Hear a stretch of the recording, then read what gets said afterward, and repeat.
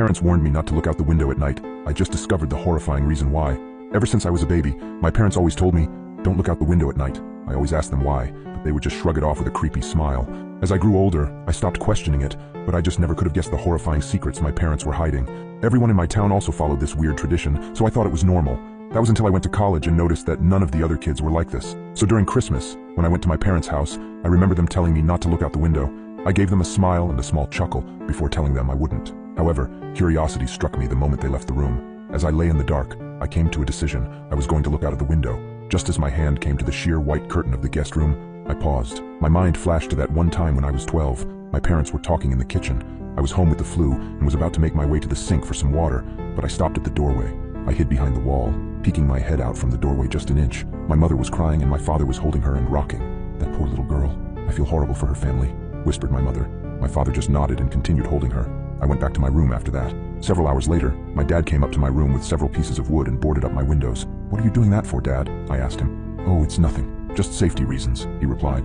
I learned at school the next day that a little girl was found dead the previous morning, the window broken and curtains torn. I snapped back to the present. My hand drew back from the curtain.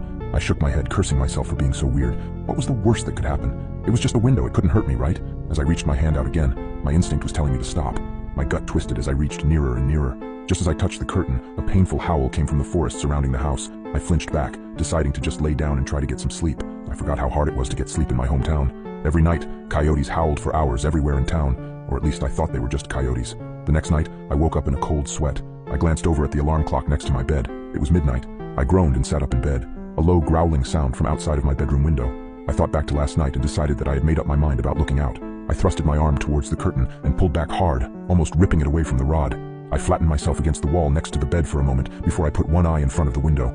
I immediately regretted my decision as I heard claws clacking up the house. I flung myself out of bed, tumbling on the floor. I stood up and got back up on the bed. I stuck my face closer to the window as the clacking got closer and closer. It suddenly stopped for a second before the most terrifying creature popped up from outside, emitting a horrible shriek as it did so. I can never forget its face, the way the hollow eyes oozed some kind of black substance, like tar, and the way its lips were pulled back into a gruesome grin, the teeth blood-stained and razor-sharp. It looked like it had 4 limbs, its front 2 slamming on the glass and pounding. As I was frozen in front of the window in terror, my parents burst into the room. My father held a shotgun. He marched up to my bed and yanked me away from the window. He pointed his shotgun at the creature, shooting a bullet at it. The thing scrambled away, leaving the window almost completely shattered. "Damn it, son, it was a simple task. Just don't look out the window. How hard is that?" my dad shouted at me. I wasn't processing his words. I was sitting on the floor, arms and legs splayed everywhere in utter shock. What the hell had I just seen? My mother ran to the bedroom door. She had tears in her eyes. "Is everyone all right?" she asked. "Yeah, we're fine. We still gotta get that creepy effing monster, though."